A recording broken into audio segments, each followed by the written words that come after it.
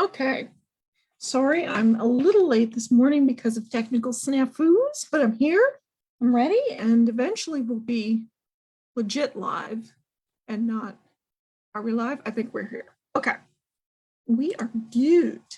Hello, and welcome to Tea and New Book Tuesday. I'm Lisa, I'll be your librarian today. Let's go ahead and share our screen. Yep, we're streaming live on Facebook, like we're supposed to be. It's exactly what we wanted. All right, that's not what I want. That's what I want. I want you to see my slides like that. So you can see the covers of the books. It is Tea and New Book Tuesday for April 13th. How's everybody doing today? Today we're going to talk about romance, mostly romance, a couple of nonfiction, and one historical fiction. The titles that didn't end up making it into the list or into the show today, I have already written a post for our Goodreads group, so you can go and see. It's a little more like series fiction, series romance, and a little more historical fiction that didn't quite work with the other titles. But if you're interested in those, you can join us on the Tea and New Book Tuesday Goodreads group. Update you on what I'm reading. I'm still working on Joe. I will be finished by the end of this week because I have to be, so I'll be able to tell you what I think next Tuesday. Today's giveaway is 2 books. We have Cheat Day, which is, let me go back to my notes so I know what I'm talking about. This is a comedy about marriage and dieting. It's not coming out until May 25th, but you could have it in your hand by Friday, depending on which location you want to pick it up at. And I also have one that came out last year called The Motion of the Body Through Space. This is also fiction. It's about marriage. It's described as an entertaining send-up of today's cult of exercise. If you would like to win either of these books, put I want to win in the comments along with your MPL location for pickup. I'll choose the winner on Friday morning. Moving on, I want you guys to know we're having another outdoor movie this Saturday. That says Friday. Is it on Friday though? I think it's on Saturday. It's the 17th, Friday or Saturday. Let's see, today's the 13th. Tomorrow is the 14th, the 15th, the 16th. The 17th is Saturday. And I thought it was Saturday because we decided Saturday works better. Anyway, this Saturday, we're going to try and show Hidden Figures again. It was scheduled in February, but I think we got either rained out or the wind was so strong we couldn't set up the screen. So this is our second chance to show it, and we're hoping everyone who wants to see it gets a chance to come down. You can remain in your car if that's what you're comfortable with, or you could bring chairs and sit outside, as we've had some really lovely weather lately, so it might be fun. All right, let's get into the books. Let's start with the nonfiction. The Secret History of Home Economics, How Trailblazing Women Harness the Power of Home and Change the Way We Live, by Danielle Dreilinger. Dreilinger? I'm not sure. At any rate, this is about the rarely discussed history of the field of home economics, otherwise known as the science of better living. The author traces the field's often feminist roots all the way back to Black colleges, through Betty Crocker, even to the current DIY techie women. The field was filled and shaped almost entirely with women, many of whom became chemists, marketing professionals, creators of astronaut foods, educators of children, and shapers of the world around them. The field is often glossed over or even disrespected, but the author argues that everyone should know how to cook, how to balance a budget, and how to create a better world. There are too few early reviews to note or early ratings, which is common with a nonfiction book. But if you're interested in the secret history of economics, it comes out May 4th. All right, Father Figure, How to Be a Feminist Dad by Jordan Shapiro. Okay. So the description explains that there are hundreds of books about parenting, because of course they are. Parenting is complicated and a very important subject. But when you subdivide those into books that are also about identity as a parent, almost all of those books are about being a mother. This book seeks to fill that gap with sociology, economics, philosophy, gender studies, and the author's own experiences. The author argues that many of our images and sort of stereotypes of what a father is and his role in the family are rooted in Victorian times and have changed surprisingly little since then. Father figure is regarded as an often badly needed update to our collective understanding of fatherhood and masculinity in general. There's no early reviews to note because, of course, there's not. It's nonfiction. But if you're interested in father figure, it comes out May 11th. All right, let's start doing the fiction. And we have an audiobook coming. So I got my little audiobook burst sitting there waiting for you. It Had to Be You by Georgia Clark. Okay. This is a romantic comedy with multiple sort of braided narratives. A multiple braided narrative is similar to something like Love Actually, if that makes sense. Our central story is about wedding planners who own In Love in New York as a company. The company is run by Liv and Elliot, but when Elliot dies unexpectedly, Liv finds out he left half his company to his girlfriend, Savannah. Savannah and Elliot seem to be opposites, but this professional nightmare may turn into something neither of them could have imagined. It currently has a rating of 4 stars from the early readers. If you are interested in It Had to Be You, it comes out May 4th. A whole bunch of stuff comes out May 4th, by the way. Okay. Just Last Night by Mahiri McFarlane.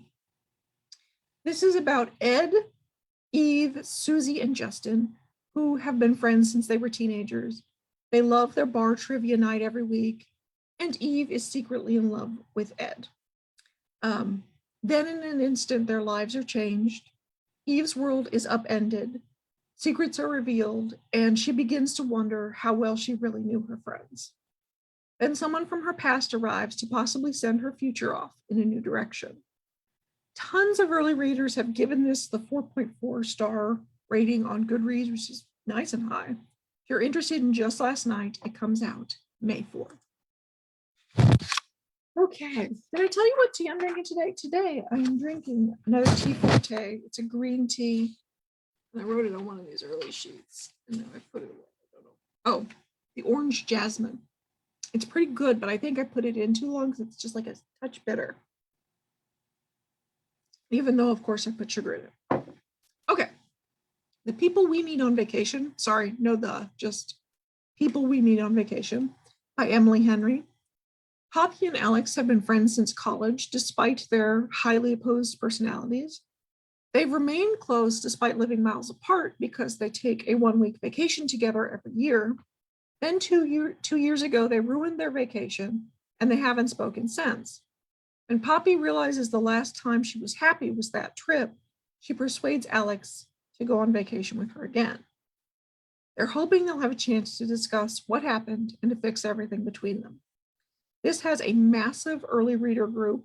They've given the book 4.46 stars on Goodreads. If you're interested in People We Meet on Vacation, it comes out May 11th. All right. The Soulmate Equation by Christina Lauren. This has a lot of early buzz. And of course, Christina Lauren is a New York Times bestselling author. Yes, she is. So this has been highly anticipated. It's about single mom Jess, who is whiz with statistics, but not with dating. She's not prone to trusting people because her parents failed her in multiple ways. So did her ex, and so many other people have taught her not to trust people. But she's also barely meeting ends meet, and she's lonely. So when she hears about Genetic Alley, which is a dating service that claims it can pair you with your perfect match using your DNA, she decides to jump at it. She gets an unheard of 98% match with someone she already knows, whom she considers to definitely not be her soulmate.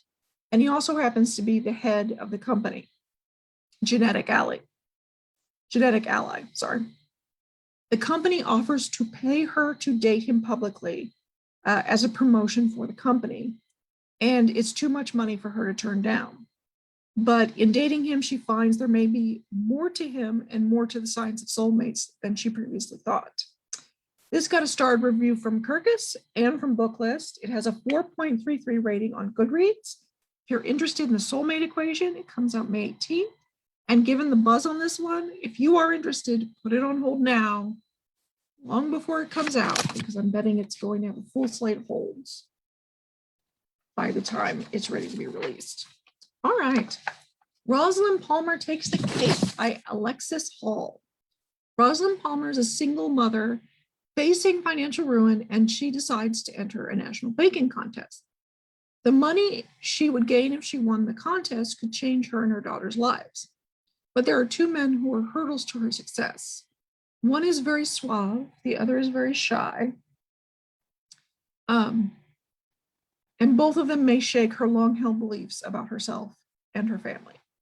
This is the first book in a romance series. The early readers are giving it just over 4 stars. If you're interested in Rosalyn Palmer Takes the Cake, it comes out May 18th. All right. Playing the Palace by Paul Rudnick. This is very similar to a title that came out a couple of years ago called Red, White, and Royal Blue. In Playing the Palace, we have a romantic comedy about a wedding planner who's unbelievably unlucky in love. Then he meets the openly gay Prince of Wales, and there's chemistry. They start seeing each other, which sets off a media frenzy and receives disapproval from the Queen. They may be a match made in tabloid heaven. There are too few ratings to note, but if you're interested in Playing the Palace, it comes out May 25th. All right, this is our historical fiction for today. The Woman with the Blue Star by Pam Jenoff.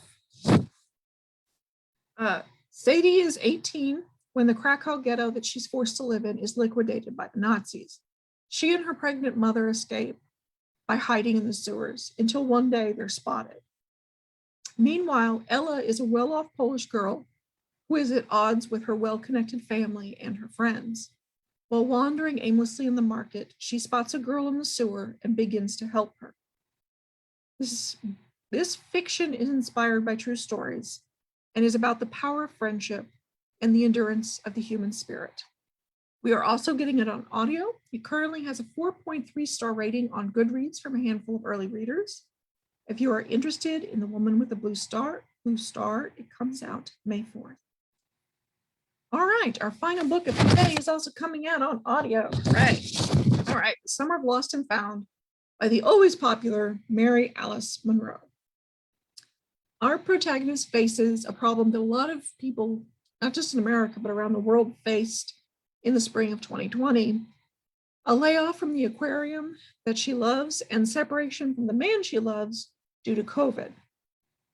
But then her old flame begins sending her love notes via paper airplanes, and sparks begin to fly. She starts to wonder if she can love 2 men at the same time. Love in the midst of coronavirus is challenging and occasionally funny. This long, lonely summer will challenge her relationships with the men in her life, but also with her family and the home where she hasn't always appreciated that sometimes the exotic lives in her backyard. Monroe is a best-selling, much-beloved author. The book has positive reviews from early readers. We're also getting it on audio. If you're interested in it either as a book or as audio, The Summer of Lost and Found comes out May 11th. All right, that's our books for today. Final thoughts before we go. As I said, our Goodreads group continues to grow, our Tea and New Book Tuesday Goodreads group. So if you want to join us there, I often put up the kind of posts I told you about at the beginning of this episode, where I've got other books that didn't get mentioned on the show, but that you might be interested in. I also put up, or I also link all of the books I talk about today in a file that's got today's date on it. I also try to keep a running list of audiobooks that are coming out and what month they're coming out, so you can get to that file too. So if you want to join us on Goodreads, you'd be very welcome. The giveaway again is The Motion of the Body Through Space and Cheat Day. If you want to win either of these, put in I want to win and your MPL location for pickup in the comments below. I will pull that winner on Friday. And as I've said a million times, the MPL pre-orders newsletter has every book I've mentioned today. And if you get the newsletter, you can click on the title of the book and go directly to our catalog to put it on hold. If you'd like to sign up for that, the link is in the description below. I will see you guys next week when we will talk about May's science fiction, fantasy, and horror. All right. Stop sharing. Let's say bye, and thanks for watching. Bye.